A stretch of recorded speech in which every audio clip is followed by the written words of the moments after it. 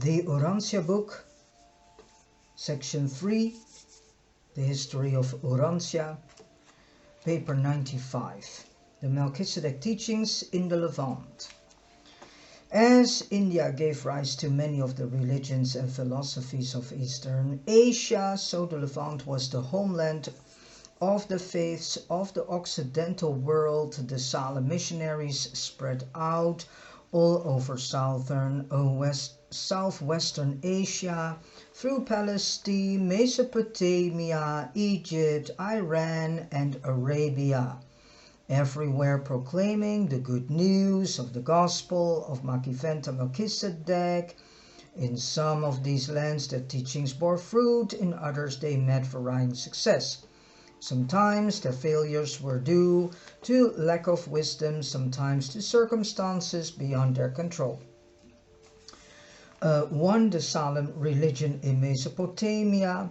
By 2000 BC, the religions of Mesopotamia had just about lost the teachings of the Sethites and were largely under the influence of the primitive beliefs of two groups of invaders, the Bedouin Semites, who had filtered in from the western desert, and the barbarian horsemen who had come down from the north. But the custom of the early Adamite peoples in honoring the seventh day of the week never completely disappeared in Mesopotamia. Only during the Melchizedek era, the seventh day was regarded as the worst of bad luck. It was taboo-ridden, it was unlawful to go on a journey to go. Wow. I must say this is not gone, because the majority of believers that are doing Sabbath keeping, they are promoting this as taboo-ridden day, because they are still proclaiming that you're not allowed to cook food or make a fire on the evil seventh day. So they do not understand, and this is exactly coming from the book of Exodus and Leviticus, I think. This is interesting because these people, these religionists, these neo-Christians, they are promoting this. Oh, it's a shame to have a bath on Sabbath day. It's a shame to cook on Sabbath day. And it is a shame to carry money on Sabbath day. And no, you can't do that. And it's a shame to have fire on Sabbath day. So this is interesting. It was taboo-ridden, it was unlawful to go on a journey, cook food, or make a fire on the evil seventh day. The Jewish people carried back to Palestine many of the Mesopotamian taboos which they had found resting on the Babylonian observance of the seventh day, the Shabbatum. So all these neo-Christians who call themselves so-called Nazarite people, which they aren't, they are nothing more than neo-Christians, but they do not want to hear this, of course. These so-called Nazarite people, and thus in actuality neo-Christians, they are still proclaiming this, so they do not understand where the root is laid, because they do not hunger nor thirst for higher spiritual truths. And so they are still promoting Mesopotamian taboo, and they are still promoting indeed that cooking food is not allowed on Sabbath day, making a walk is not allowed on Sabbath day, traveling is not allowed on Sabbath day. You may do a walk, yes, circle around your home. And making a fire on Sabbath day is also not allowed. Even taking a bath is not allowed on Sabbath day. So these people need to wake up that they are doing something that is completely outdated and not of this time anymore, and was not even a creation of God himself, but a creation of humans. Although the Salem teachers did much to refine and uplift the religions of Mesopotamia, they did not succeed in bringing the various peoples to the permanent recognition of one true living God. Such teachings gained the ascendancy for more than 150 years and then gradually gave way to the older belief in a multiplicity of deities. So the Salem teachers greatly reduced the number of so-called gods of Mesopotamia. Sometimes I would love to see back one of the Melchizedeks again. And it would be so nice if one of them could come back on earth again. You know, to bring the peoples of the earth into this one true living God and brotherhood of men. The Salem teachers greatly reduced the number of these so-called gods of Mesopotamia at one time, bringing the chief so-called deities down to 7, Bel, Shamash, Nabu, Anu, and Ea, Marduk, and Sin. And all these names, and Sin. Wow, Sin. There's also a false so-called deity, so-called God called Sin. Wow. And all these names are still they're still going around in the time and age that we are living.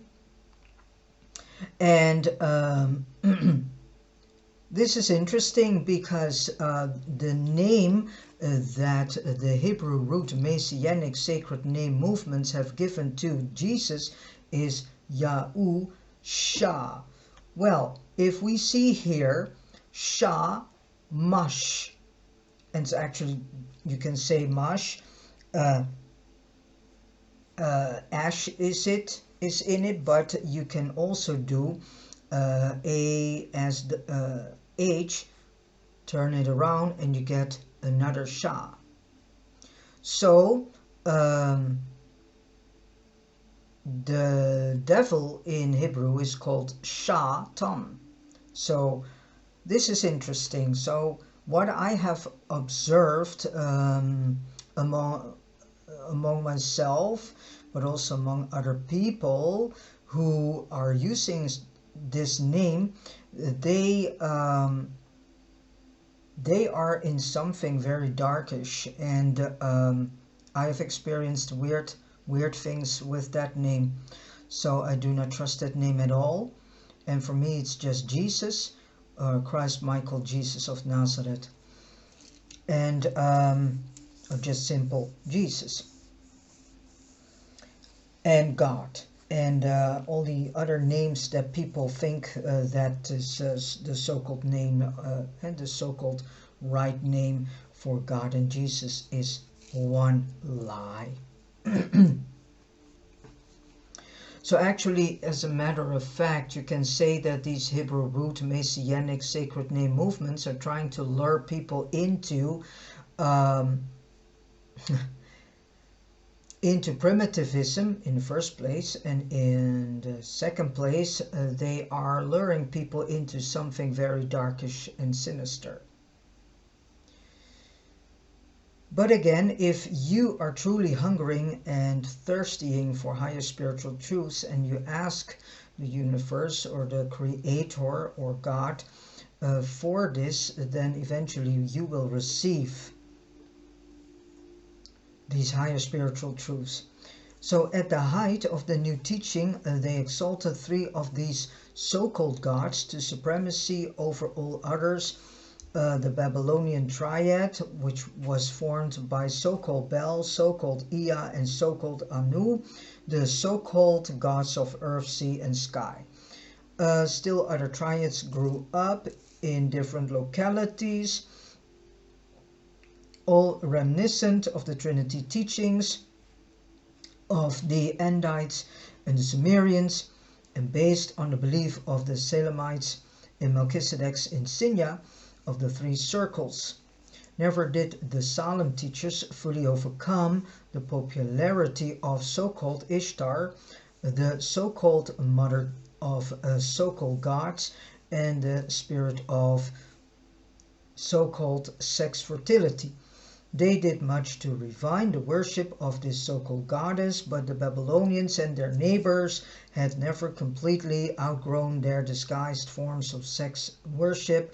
It had become a universal practice throughout all Mesopotamia for all women to submit at least once a year, not at least once a year, at least once in early life. So, wow. It had become a universal practice throughout the entire Mesopotamia for all women to submit at least once in early life to the embrace of strangers, better said, voluntarily rape. That's how I read this.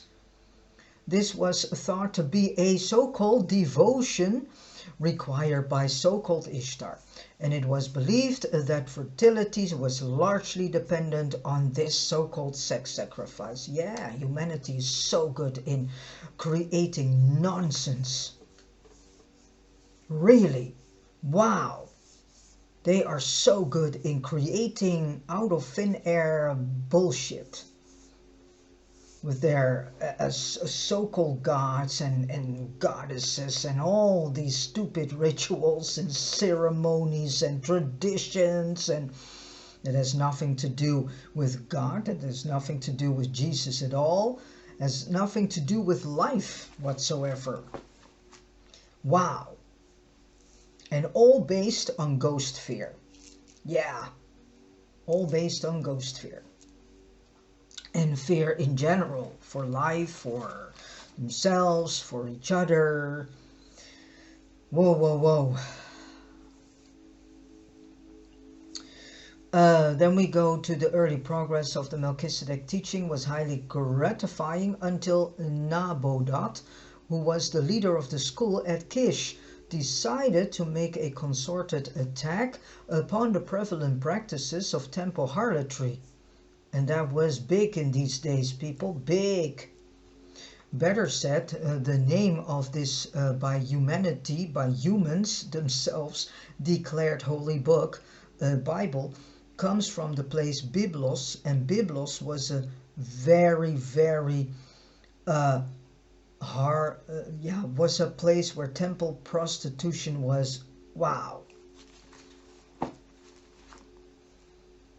So, why is it that this book is called Bible after a place where temple prostitution took high forms?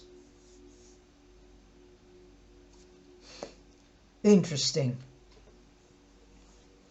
But the Salem missionaries failed in their effort to bring about this social reform, and in the wreck of this failure, all their more important spiritual and philosophic teachings went down in defeat.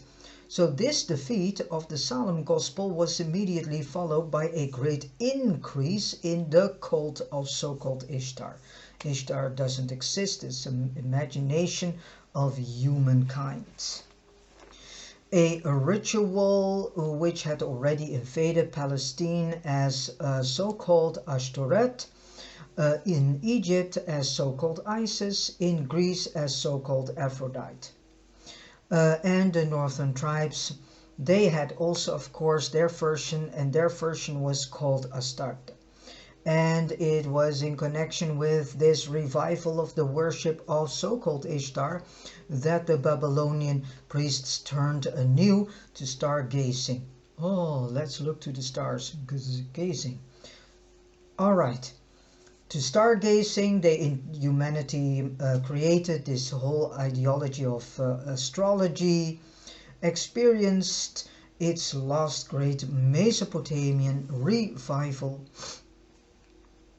so-called revival, fortune telling became the vogue and still is, and for centuries the priesthood increasingly deteriorated. Well, to be very honest, I think that these priesthoods are still existing, but in a different form.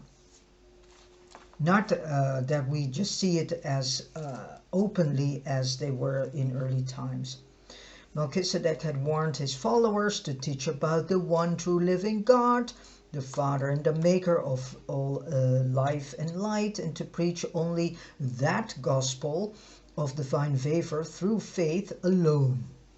But yeah, it has often been the error of the teachers of new truth to attempt too much. Yeah, I can imagine if you are so enthusiastic that in your enthusiasm you do a bit more than was asked from you. To attempt to supplant slow evolution by sudden revolution, the Melchizedek missionaries in Mesopotamia raised a moral standard too high for the people. They attempted too much and their noble cause went down in defeat. Yeah, if you are too much pushing for reformation, that's what they did, because they wanted that every fellow brother and sister would enjoy this concept of one true living God, the creator of light and life and all life and of the breath of life and so on, the great upholder, the father of lights. Yeah, I can imagine that you then eventually get over too enthusiastic and then become too much pushy, and that doesn't work. And then you need to face the consequences that eventually you go through defeat. They had been commissioned to preach a definite gospel, to proclaim the truth of the reality of the universal Father, but they became entangled in the apparently worthy cause of reforming the Moors. That's what they also wanted to do. And thus was their great mission sidetracked and virtually lost in frustration and oblivion. In one generation, the Salem headquarters at Kish came to an end, and the propaganda of the belief of and in one God virtually ceased throughout Mesopotamia, but remnants of the Salem schools persisted. Small bands scattered here and there continued their belief in the one creator and fought against the idolatry and immorality of the Mesopotamian priests. An interesting time, I must say, that time. And I think the time of Melchizedek, I think that was a very interesting time in the movements that went on through the human race. And of course, the same happened with Jesus, but in a different way, because he came in a different time and age. But for the time and age that Melchizedek was here on earth, a lot of interesting movements went through the human race. It was the Salem missionaries of the period following the rejection of their teaching who wrote many of the Old Testament Psalms, inscribing them on stone, where later they, so-called Hebrew priests, found them during the captivity and subsequently incorporated them among the collection of hymns ascribed to a Jewish authorship. So they ascribed something as Jewish authorship, but in reality were they all Jew that have written the Psalms? No, because later we will know that Amenhotep and Akhenaton also had a share and also had brought in their psalms. But that's something people do not know. No, and that's something that the Bible is of course not teaching to you. These beautiful psalms from Babylon, and Babylon people was first named Bablot, after a person that was named Bablot, were not written in the temples of Bel-Marduk. They were the work of the descendants of the earlier Salem missionaries, and they are a striking contrast to the magical conglomerations of the Babylonian priests. And here it comes. The book of Job is a fairly good reflection of the teachings of Salem school at Kish and throughout Mesopotamia. So the book, and that's why I like the book of Job so much, because probably of this, there's a lot of Melchizedek teaching in it. You can find a lot of Melchizedek teachings in this book if you have the eye to see it and the ear to hear it. Much of the Mesopotamian religious culture found its way into Hebrew literature and liturgy by way of, Egypt, through the work of Amenemopi and Akhenaton. Here's the Egyptian influence. The Egyptians remarkably preserved the teachings of social obligation derived from the earlier Andite Mesopotamians, and so largely lost by the later Babylonians who occupied the Euphrates Valley. So in this again we can say that the Bible is not God's word, but a book, a collection of some books, poems, whatever, stories and so on, all man written.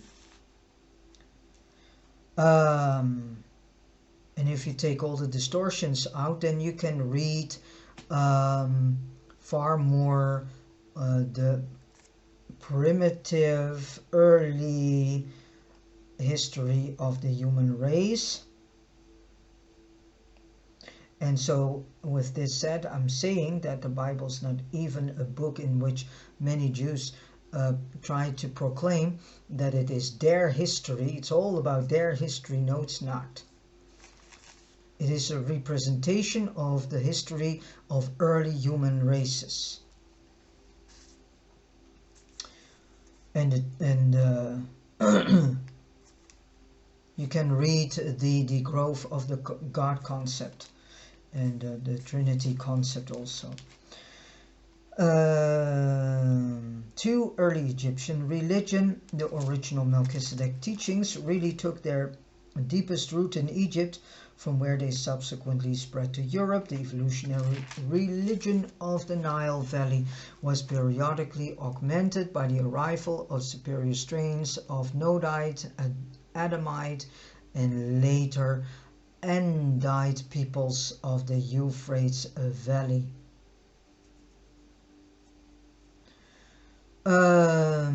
From time to time, many of the Egyptian civil administrators were Sumerians.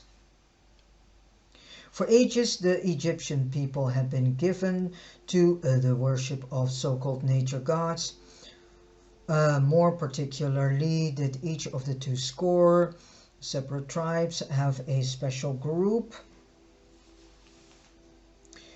so-called god, one worshipping the so-called bull, another the lion, and a third the ram, and so on. So now we know where this whole ideology of the Lion of Judah comes from, and this whole lion worshipping, and this whole bull worshipping, and eagle worshipping.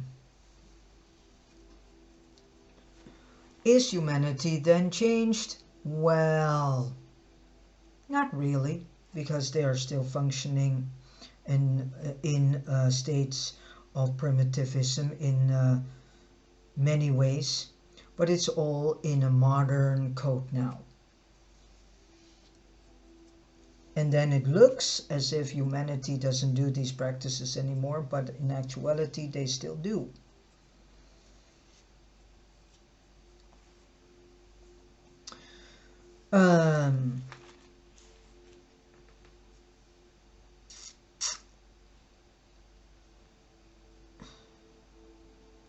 Still earlier, they had been totem tribes, very much like the Amarins, and the Amarins is what we now call the Native Americans. Their actual name is Amarins, actually. Sounds a bit nicer, to be honest. In time, the Egyptians observed that dead bodies placed in brickless graves were preserved, embalmed, by the action of the soda impregnated sand, while those buried in brick vaults decayed. These observations led to those experiments which resulted in the later practice of embalming the dead. So the Egyptians believed that preservation of the body facilitated one's passage through the future life, that the individual might properly be identified in the distant future after the decay of the body. They placed a burial statue in the tomb along with the corpse, carving a likeness on the coffin. The making of these burial statues led to great improvement in Egyptian art. Well, for centuries the Egyptians placed their faith in tombs as the safeguard of the body and of consequent pleasurable survival after death. The later evolution of magical practices, while burdensome to life from the cradle to the grave, most effectually delivered them from the religion of the tombs. The priests would inscribe the coffins with charm texts which were believed to be protection against a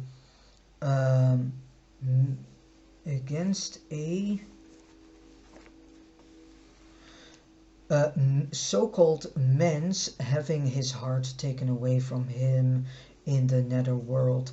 Presently a diverse assortment of these magical texts was collected and preserved as and here it comes, the Book of the Dead. But in the Nile Valley, magical ritual early became involved with the realms of conscience and character to a degree not often attained by the rituals of those days. Subsequently, these ethical and moral ideals, rather than elaborate tombs, were depended upon for salvation.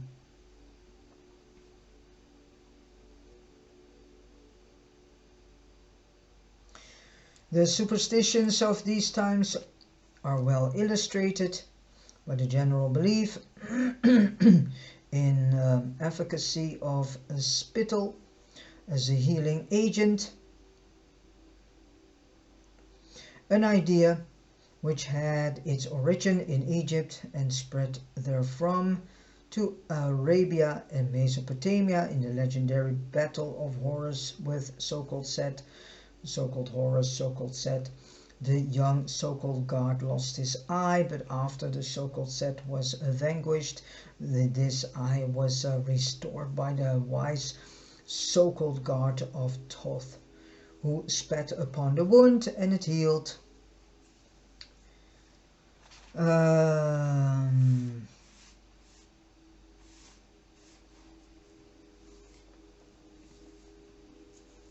When the oblique rays of the sun were observed penetrating eastward through an aperture in the clouds, it was believed that they betokened the letting down of a celestial stairway whereon the king and other righteous souls might ascend.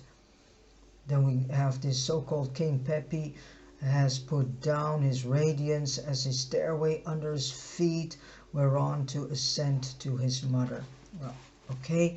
So when Melchizedek appeared in the flesh, the Egyptians had a religion far above that of the surrounding peoples. They believed that a disembodied soul, if properly armed with magic formulas, could evade the intervening evil spirits and make its way to Judgment Hall of Mr.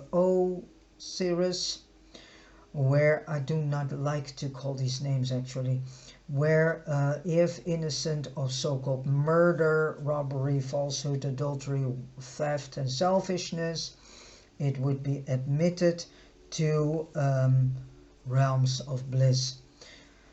Okay, the concept of judgment in the hereafter for the sins of one's life in the flesh on earth was carried over into, here it comes, Hebrew theology from Egypt. The word judgment appears only once in the entire book of Hebrew Psalms, and that particular psalm was written by an Egyptian. So if you read something, if you come to this psalm that is all about judgment, then no, it was not written by a Hebrew, it was written by an Egyptian. Then 3, evolution of moral concepts. Although the culture and religion of Egypt were chiefly derived from Andite Mesopotamia and largely transmitted to subsequent civilizations through the Hebrews and Greeks, very much of the social and ethical idealisms of the Egyptians arose in the valley of the Nile as a purely evolutionary development, notwithstanding the importation of much truth and culture of Andite origin.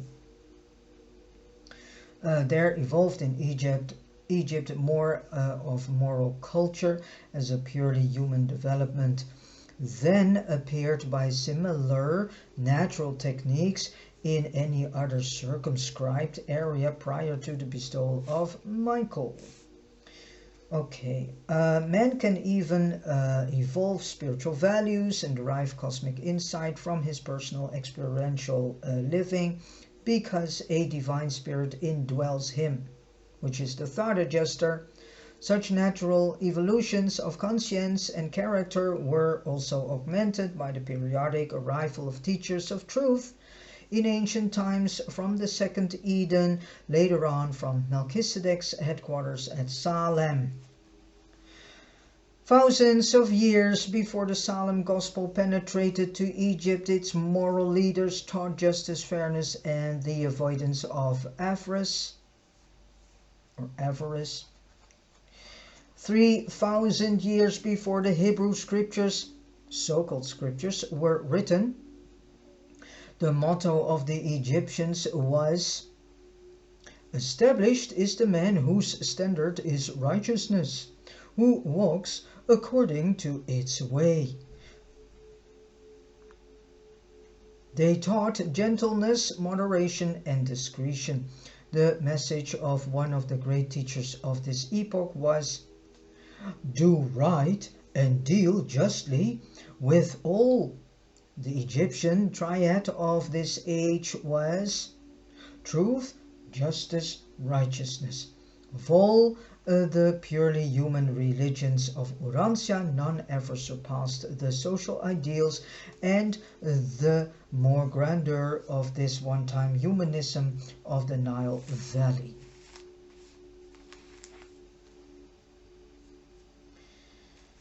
Okay.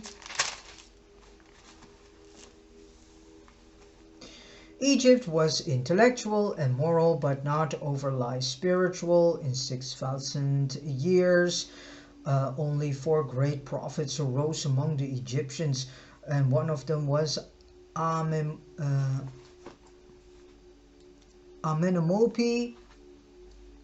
and they followed for a season Okban. They murdered Iknaton. They accepted, but half-heartedly for one short generation. Moses, they rejected. So the 4 prophets that came out of Egypt was Moses, Amenemopi, Iknaton, and Okban. Again, was it political rather than religious circumstances that made it easy for Abraham and later on for Joseph to exert great influence throughout Egypt? In behalf of the Salem teachings of one God. But when the Salem missionaries first entered Egypt, they encountered this highly ethical culture of evolution blended with the modified moral standards of Mesopotamian immigrants. These early Nile Valley teachers were the first to proclaim conscience as the mandate of God, the voice of deity. Alright, for the teachings of Amenemope. In due time there grew up in Egypt a teacher called by many here it comes, the Son of Man. Many times this title has come in existence long before Jesus came, and by many others Amenemope, this seer exalted conscience to its highest pinnacle of arbitrament between right and wrong, taught punishment for sin and proclaimed salvation through calling upon the solar deity. Amenemope taught that riches and fortune were the gift of God, and this teacher believed that God consciousness was the determining factor in all conduct, that every moment should be lived in the realization of the presence of and responsibility to God. The teachings of this sage were subsequently translated into Hebrew and became the sacred book of that people long before the Old Testament was reduced to writing.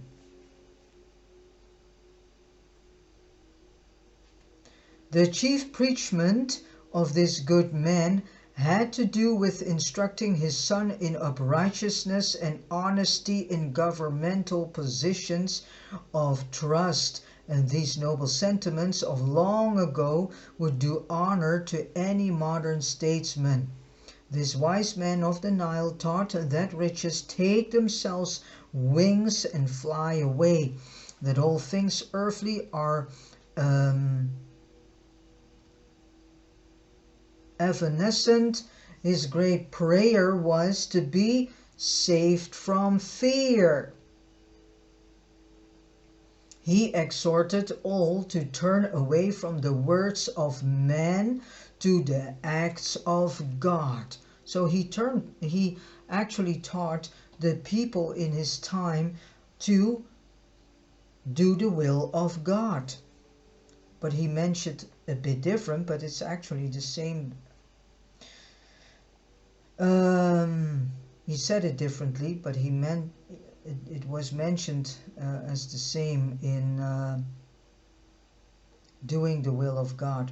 In substance, he taught man proposes, but God disposes. His teachings translated into Hebrew determined, here it comes, determined the philosophy of the Old Testament book of Proverbs. So Proverbs is actually coming from Amenemope. And that's why I like the book of Proverbs also. I love the book of Psalm, and I love the book of Proverbs very much, and the book of Job too.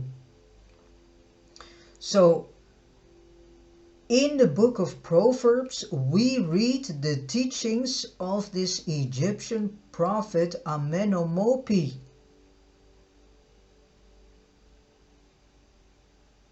Interesting.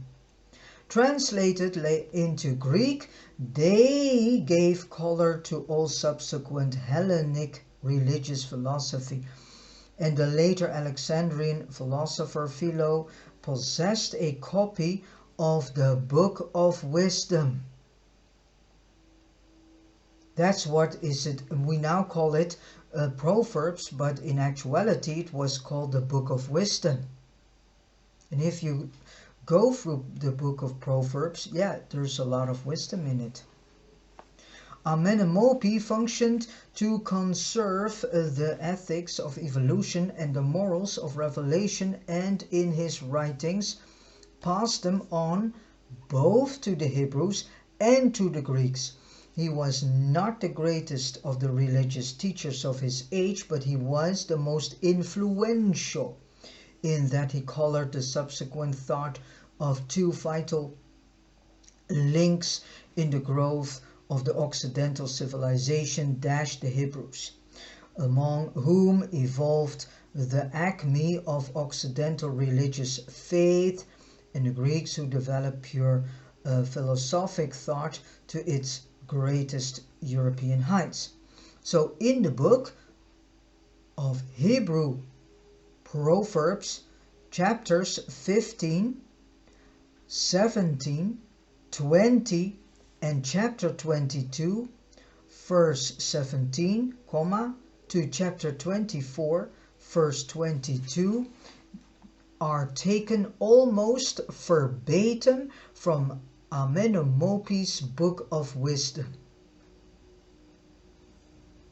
The first psalm of the Hebrew Book of Psalms was written by Amenemope and is the heart of the teachings of Ikhnaton. So again, the first psalm of the Hebrew Book of Psalms was written by Amenemope, an Egyptian prophet, and is the heart of the teachings of Ikhnaton. And Ikhnaton also has some psalms are actually also coming from Ikhnaton. Not that much, but there are one or two of them. Then 5, the remarkable Ikhnaton. The teachings of Amenemope were slowly losing their hold on the Egyptian mind when, through the influence of an Egyptian Salemite physician, a woman of the royal family espoused the Melchizedek teachings. This woman prevailed upon her son Ikhnaton, Pharaoh of Egypt, to accept these doctrines of one true living God. Since the disappearance of Melchizedek in the flesh, no human being up to that time had possessed such an amazingly clear concept of the revealed religion of Salem as Ikhnaton did. In some respects, this young Egyptian king is one of the most remarkable persons in human history. During this time of increasing spiritual depression in Mesopotamia, he kept alive the doctrine of El Elyon, the one true living God, in Egypt, thus maintaining the philosophic monotheistic channel which was vital to the religious background of the then future bestowal of Michael. And it was in recognition of this exploit, among other reasons, that the child Jesus was taken to Egypt, where some of the spiritual successors of Ikhnaton, so some of the spiritual successors of Ikhnaton saw him and to some extent understood certain phases of his divine mission to Urantia. So Moses, the greatest character between Melchizedek and Jesus, was a joint gift to the world of the Hebrew race and the Egyptian royal family, and had Ikhnaton possessed the versatility and ability of Moses, had he manifested a political genius to match his surprising religious leadership, then would Egypt have become the great monotheistic nation of that age. And if this had happened, here it comes, it is barely possible that Jesus might have lived the greater portion of his mortal life in Egypt.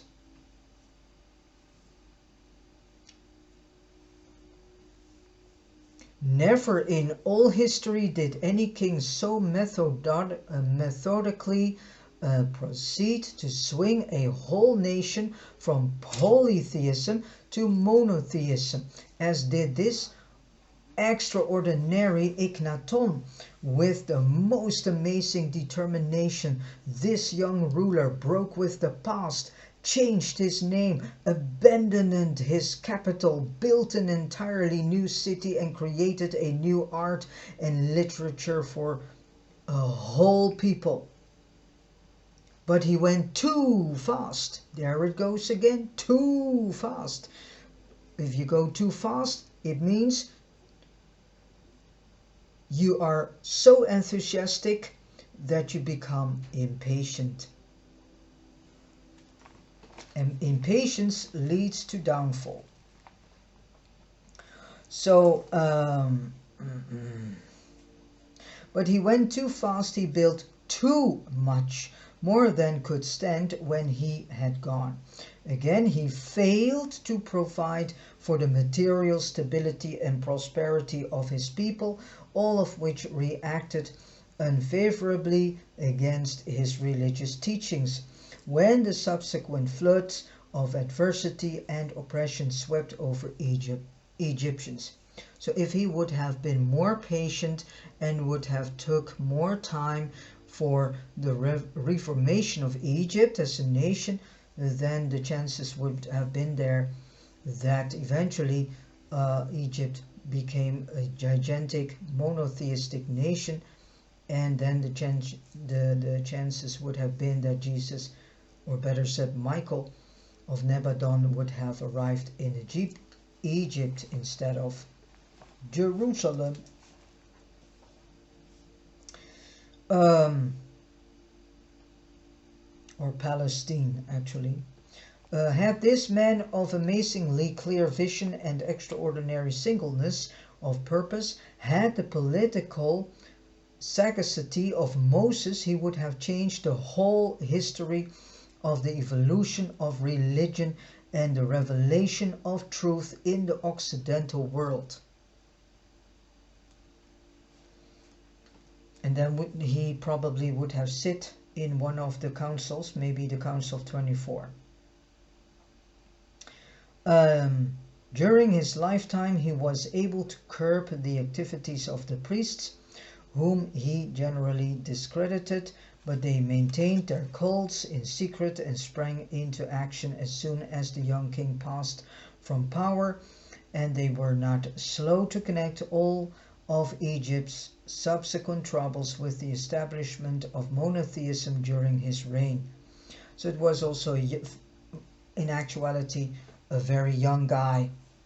And yeah, because he probably was a young guy, then he also was very enthusiastic and wanted, and from one comes the other. Very wisely, Ignaton sought to establish monotheism under the disguise of the sun god. This decision to approach the worship of the universal Father by absorbing all so-called gods into the worship of the sun was due to the counsel of the Salemite physician. Ignaton took the generalized doctrines of the then existent Aton faith regarding the fatherhood and motherhood of deity and created a religion which recognized an intimate worshipful relation between man and God. The same thing happened, almost the same thing, because Moses did almost the same thing. He taught the Israelite people, the Bedouin Semites, to get them into this concept of the one true living God for all and all nations. Because they could not understand this, he brought it under the disguise of the God of Israel. But now we can let go of all these things because it's no needed anymore. God is here for each and every person and each and every nation. There is no, what is it? favoritism. Ignaton was also wise enough to maintain the outward worship of Aton, the sun god, while he led his associates in the disguised worship of the one true living God, creator of Aton and supreme father of all. This young teacher king was a prolific writer, being author of the exposition entitled The One God, a book of 31 chapters, which the priests, when returned to power, utterly destroyed. Ignaton also wrote 137 hymns, 12 of which are now preserved in the Old Testament book of Psalms. So 12 actually. And they are credited, yes, here it comes, under the Hebrew authorship. So not everything that is stated in the Old Testament is directly Hebrew. Most of it is not. The supreme word of Ignaton's religion in daily life was righteousness, and he rapidly expanded the concept of right doing to embrace international as well as national ethics.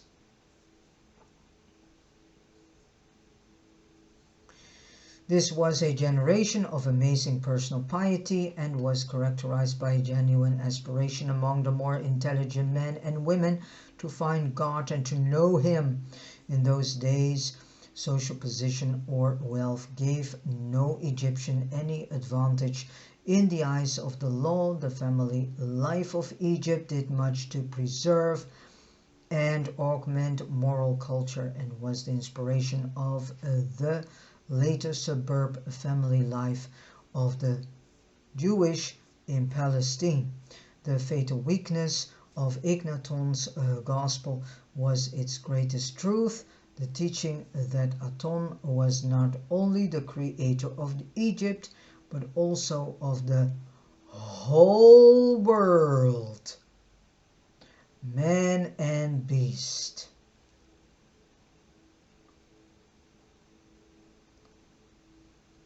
And all foreign lands, even Syria and Cush. Besides this land of Egypt, he sets all in their place and provides all with their needs. These concepts of deity were high and exalted, but they were not nationalistic.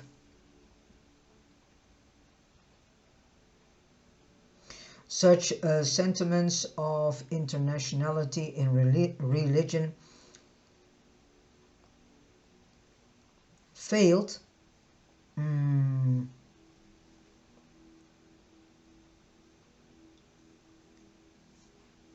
to augment the morals of the Egyptian army on the battlefield, while they provided effective weapons for the priests to use against the young king and his new religion. He had a deity concept far above that of the later Hebrews, but it was too advanced to serve the purposes of a nation builder. All right. Though the monotheistic ideal suffered with the passing of Ignaton, the idea of one God persisted in the minds of many groups. The son-in-law of Ignaton went along with the priests back to the worship of the old gods, changing his name to Tutankhamen. So that was actually the son of Ignaton. The capital returned to Thebes, or Thebes, and the priests waxed fat upon the land, eventually gaining possession of 1/7 of all Egypt, and presently one of this same order of priests made bold to seize their crown. Ignaton had associated the flaming disk of the heavens with the Creator God, And this idea continued to flame up in the hearts of men. So this sun disk was what we see everywhere, is actually representing Akhenaton's idea of the creator of all life and light. Even of the priests long after the young reformer had passed on. Never did the concept of monotheism die out of the hearts of men in Egypt and in the world. It persisted even to the arrival of the Creator Son of that same Divine Father, the one true living God whom Akhenaton had so zealously proclaimed for the worship of all Egypt.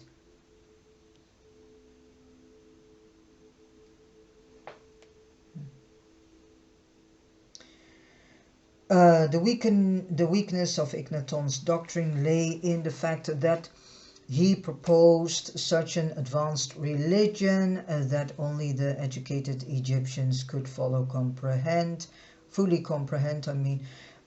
his teachings. The rank and file of the agricultural laborers never really grasped his gospel and were therefore ready to return with the priests to the old-time worship of Isi and her consort Osi, who was supposed to have been miraculously resurrected from a cruel death at the hands of so-called Set, who needed to represent the so-called god of darkness and evil. All right.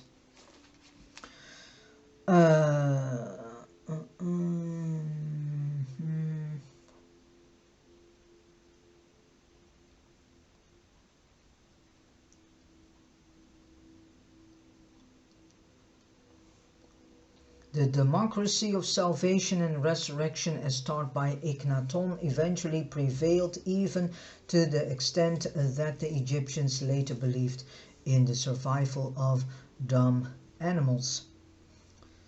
Although the effort of this Egyptian ruler to impose the worship of the one true living God upon his people appeared to fail, it should be recorded that the repercussions of his work persisted for centuries both in Palestine and Greece, and that of Egypt thus became the agent for transmitting the combined evolutionary culture of the Nile and the revelatory religion of the Euphrates to all of the subsequent peoples of the Occident. The glory of this great era of moral development and spiritual growth in the Nile Valley was rapidly passing. At about the time the national life of the Hebrews was beginning, and consequent upon their sojourn in Egypt, these Bedouins carried away much of these teachings and perpetuated many of Akhenaton's doctrines in their racial religion. Okay. Now, the Salem teachings, the Salem doctrines in Iran. For more than 500 years, the Salem teachers made headway in Iran, and the whole nation was swinging to the Melchizedek religion when a change of rulers precipitated a bitter persecution, which practically ended the monotheistic teachings of the Salem cult. The doctrine of the Abrahamic covenant was virtually extinct in Persia when, in that great century of moral renaissance, the 6th before Christ, Zoroaster appeared to revive the smoldering embers of the Salem gospel. This founder of a new religion was a virile and adventurous youth who, on his first pilgrimage to Ur in Mesopotamia, had learned of the traditions of the Caligastia and the Lucifer rebellion, along with many other traditions of all of which had made a strong appeal to his religious nature. Accordingly, as the result of a dream while in Ur, he settled upon a program of returning to his northern home to undertake the remodeling of the religion of his people. He had imbibed the Hebraic idea of a God of justice, the Mosaic concept of divinity, the idea of a supreme God was clear in his mind. And he set down all other gods as devils, consigned them to the ranks of demons of which he had heard in Mesopotamia. He had learned of the story of the seven master spirits as the tradition lingered in Ur, and accordingly he created a galaxy of seven supreme gods with so-called Ahura Mazda at its head. And these subordinate gods he associated with the idealization of a right law, good thought, noble government, holy character, health, and immortality. And this new religion was one of action, work, not prayers and rituals. Its God was a being of supreme wisdom and the patron of civilization, and it was a militant religious philosophy which dared to battle with evil in action and backwardness. Zoroaster did not teach the worship of fire, but sought to utilize the flame as a symbol of the pure and wise spirit of universal and supreme dominance. All too true, his later followers did both reverence and worship this symbolic fire.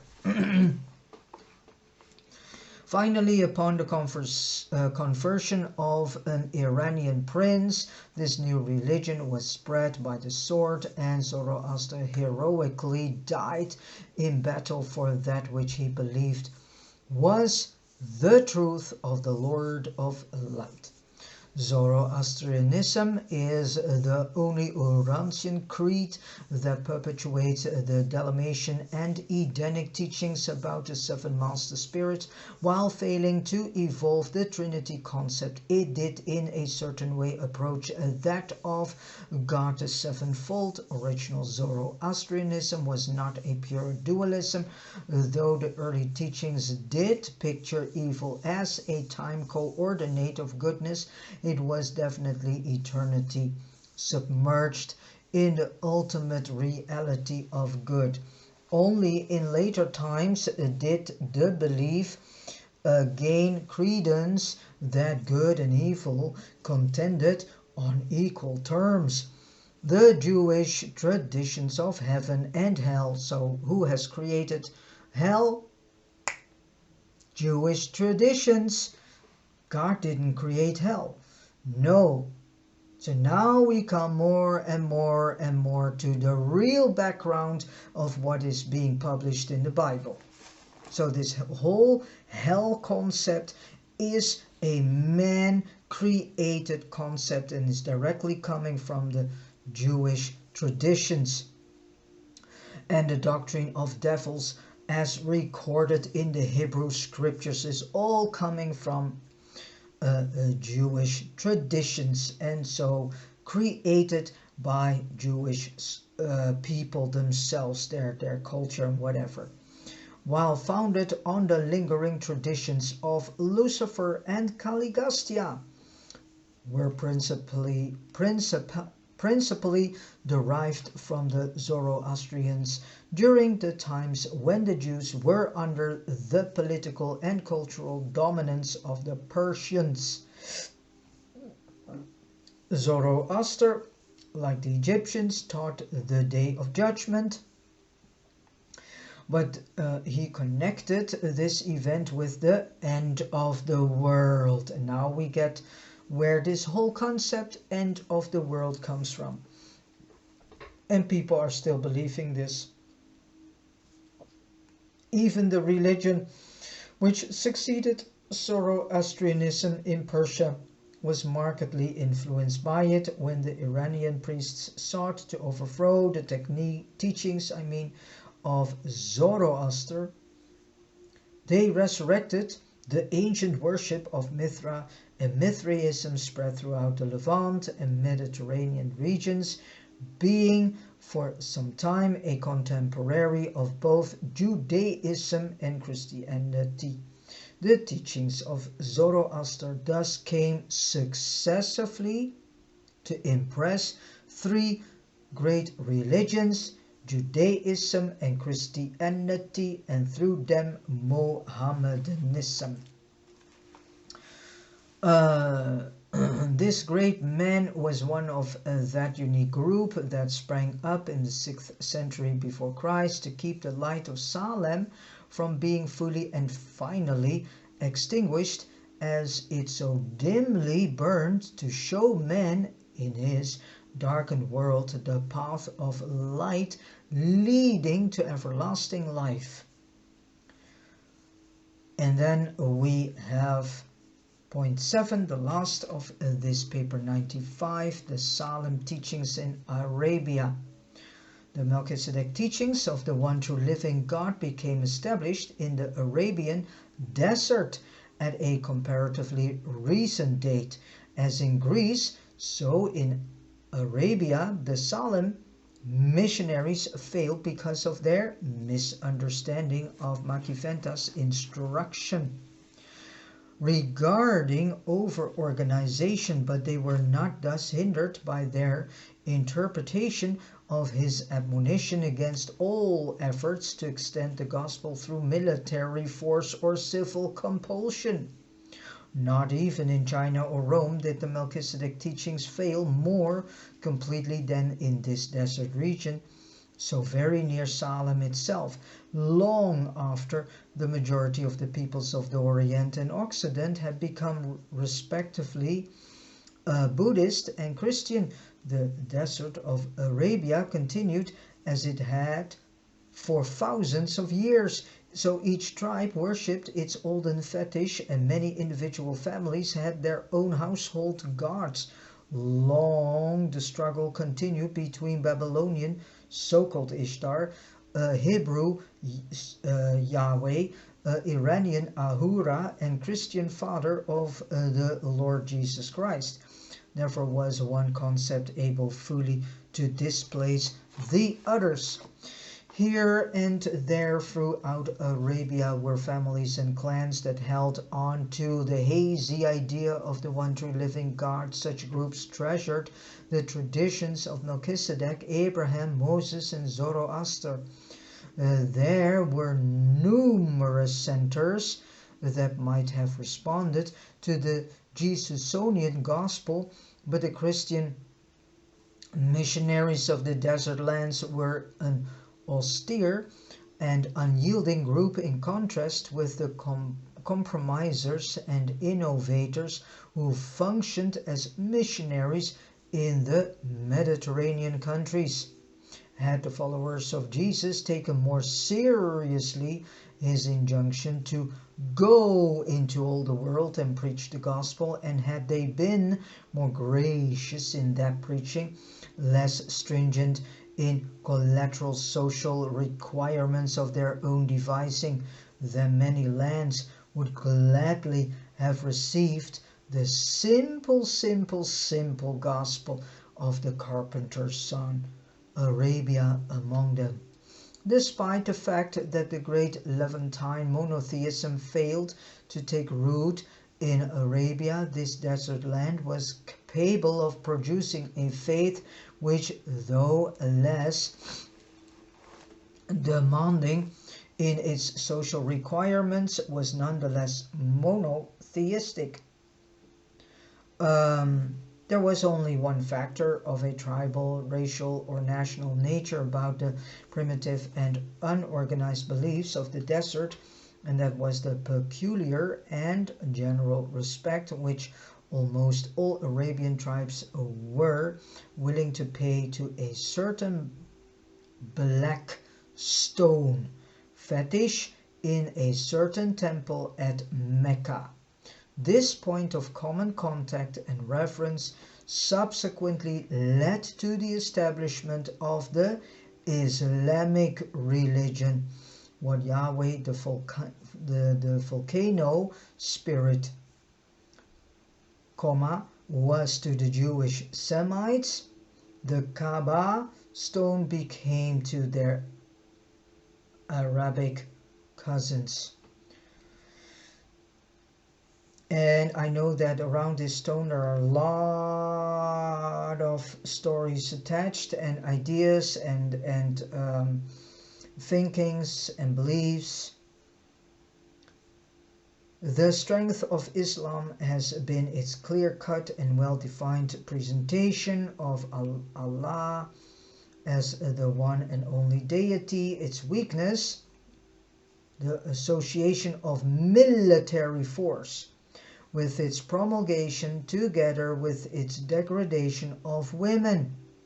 But it has steadfastly held to its presentation of the one universal deity of all, who knows the invisible and the visible.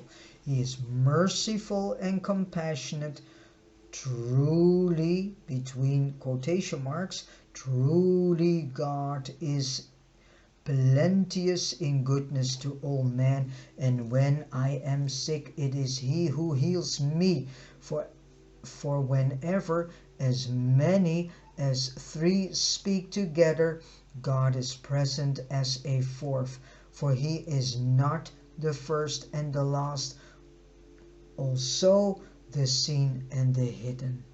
And with this said, I have came to the end of reading paper 95. All the information is coming from Melchizedek of Nebadon. Thank you so much, Melchizedek of Nebadon, for giving us this information. And I also want to say thank you so much for listening to this audio video, and God bless you.